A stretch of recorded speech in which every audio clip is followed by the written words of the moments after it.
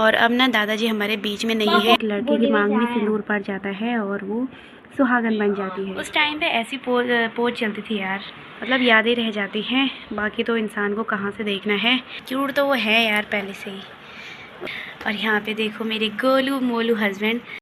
Hello दोस्तों, good morning. आप सभी लोगों को मेरा प्यार भरा प्रणाम। मैं मोनिका कपरान अपने यूट्यूब चैनल मैं हूँ पहाड़न में आप सभी लोगों का स्वागत करती हूँ और उम्मीद करती हूँ कि आप सभी लोग स्वस्थ मस्त अपने रोज़ाना के कार्य में व्यस्त होंगे। तो मेरे गांव का नाम है दरमोला, जो कि रुद्रप्रयाग में पड़ता है। मेरी भी हो गई है नए व्लॉग की शुरुआत, नए दिन, नई सुबह, नए जोश उमंग के साथ।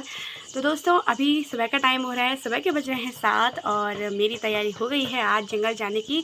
काफ़ी दिनों के बाद मैं जंगल जा रही हूँ और ज़रा देखती हूँ कि कैसा हो रखा है जंगल का माहौल, घास कितना हो रखा है। वैसे तो आजकल पिरुल बहुत ज़्यादा पड़ रखा है, क्योंकि इससे पहले ना मैं लकड़ियों के लिए गई थी जंगल में, तो बहुत ज़्यादा आफत आई उस दिन से मैं आज ही जा रही हूँ।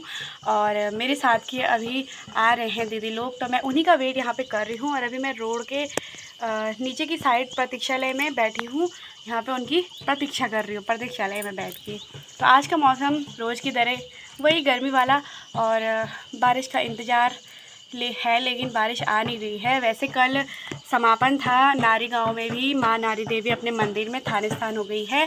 और क्या बोलते हैं कार्तिक स्वामी में भी जो स्वामीनाथ जी का वहाँ पर भी यज्ञ हो रहा था, तो कल वहाँ पर भी समापन हो गया है। और पता हमेशा जब भी मतलब कार्तिक स्वामी में यज्ञ होता था तो हमेशा लास्ट के दिन बारिश ज़रूर आती थी, लेकिन इस बार पता नहीं क्यों नहीं आई।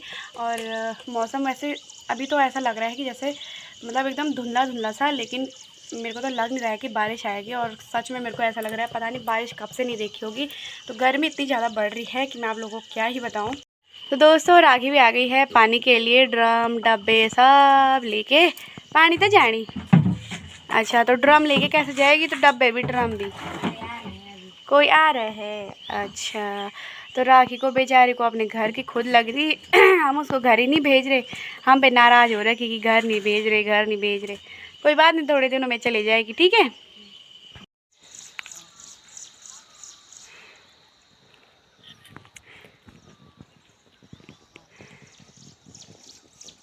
तो दोस्तों मैंने जंगल में पहुंच चुकी हूं और अभी तक ना मैंने आधी चंगेरी घास की भी निकाली दी है और अब थोड़ा और निकाला है। और यहाँ पे ना एकदम झाड़ी झाड़ी जैसे हैं और मेरे साथ के लोग ना दूर दूर हैं और मैं यहाँ इस तरफ आ रखी हूँ और बाकी के लोग कहीं उधर जा रखे हैं और कोई उस तरफ है। तो अभी मैं जल्दी से घास निकालती हूँ और घास निकालते निकालते इतनी गर्मी हो रही है कि क्या बताऊँ। और यहाँ पे इतने सारे कांटे हैं ना, तो कांटे इतने चुभ रहे हैं, इन कांटों में चलना इतना मुश्किल हो रहा है कि क्या ही बोलूँ मैं आपसे। तो दोस्तों ये देख लो आप, इस तरीके के कांटे यहाँ पे बहुत सारे हैं जो कि मतलब इतने चुभ रहे हैं चलने में, और झाड़ियाँ तो इतनी हैं कि क्या ही बोलूँ। तो अभी फ़िलहाल मैं घास निकालती हूँ और आपको मिलती हूँ। तो दोस्तों यहाँ पे देख सकते हो आप, मेरी चंगेरी एकदम फिट फोर तैयार है और अब बस घर जाने की ही तैयारी है। और आजकल ना हम लोग इतना ही घास लेकर जाते हैं, क्योंकि आजकल घास कम होता है, तो इसलिए ऊपर ना कम ही ले जाते हैं। तो मैंने एक ही अंगूठी रखी हुई है घास के ऊपर पे। तो दोस्तों हम पहुंच चुके हैं घर की ओर और धूप इतनी ज़्यादा हो रही है कि क्या बोले दोस्तों।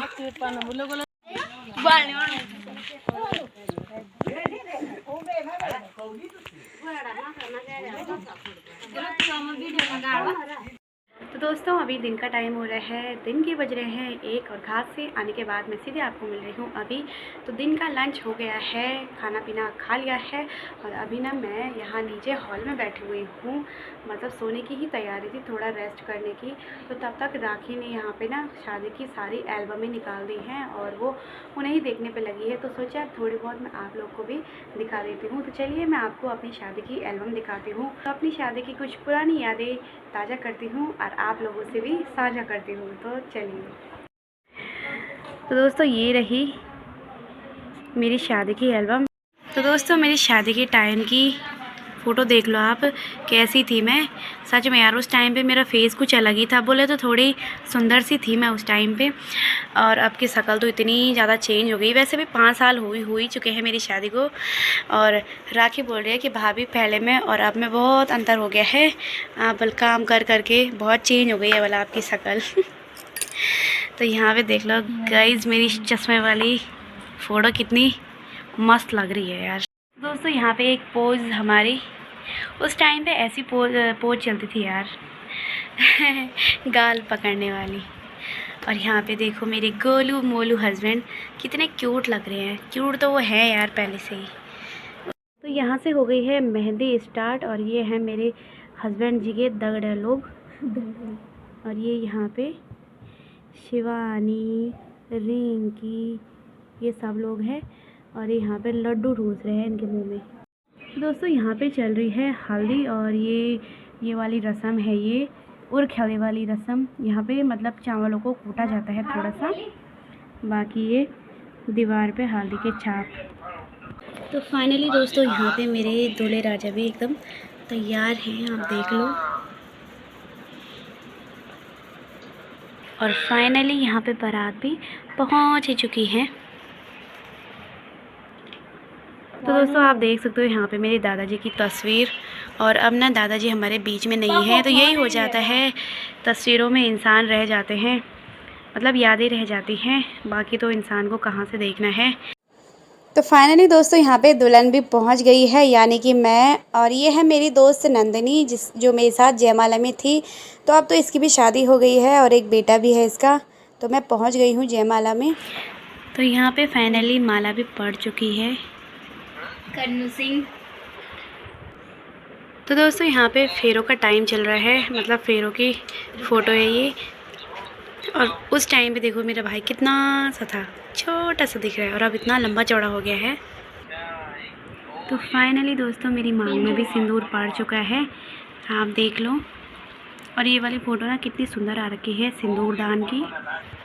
तो दोस्तों ये वाली जो रस्म होती है सिंदूर दान की, तो एक लड़की के जीवन की सबसे मतलब बहुत ही ज़्यादा भावुक पल भी होता है और खुशी का पल भी होता है ये, जब एक लड़की की मांग में सिंदूर पड़ जाता है और वो सुहागन बन जाती है। तो दोस्तों यहाँ पे हम दोनों का व्रत मतलब पूरा हो गया है। जो सुबह से व्रत रखा रहता है तो लड्डू खा के ना वो टूट जाता है, तो यहाँ पे हम लड्डू खा रहे हैं, मतलब हम लड्डू जूठा कर रहे हैं। और यहाँ पे जूठा लड्डू एक दूसरे को खिला रहे हैं, ऐसे में मतलब प्यार बढ़ता है पति पत्नी के बीच का। ये भी एक अच्छी रस्म है शादी की। तो दोस्तों ये मेरी विदाई है, यहाँ पे मेरी विदाई हो गई है और मुझे डोली में बिठाने के लिए लेकर आ रहे हैं। ये मेरे ताऊ जी हैं और ये मेरे भैया हैं।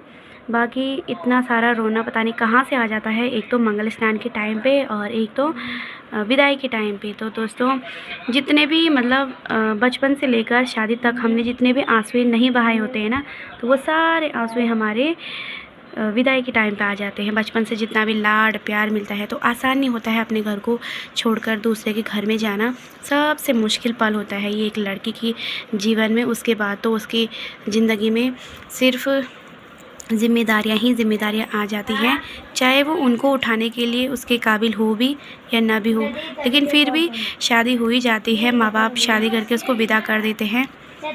तो सच में ये इतना भावुक पल होता है, मैं आपको क्या बताऊँ। मुझे अभी अपनी ही तस्वीर देख के इतना रोना सा आ रहा है, उस पल को मैं महसूस कर सकती हूँ अभी तक भी। बाकी ये तो खुश हो रहे होंगे।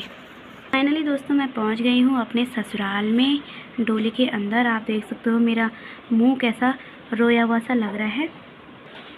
और ये मेरी डोली को नीचे रख दिया है, तो ये मेरी डोली को नीचे रख दिया है।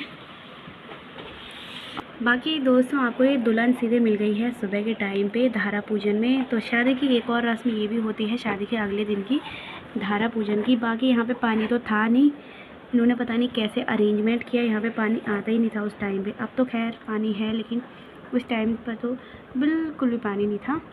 ये देख लो पानी की धार कितनी कम आ रही है।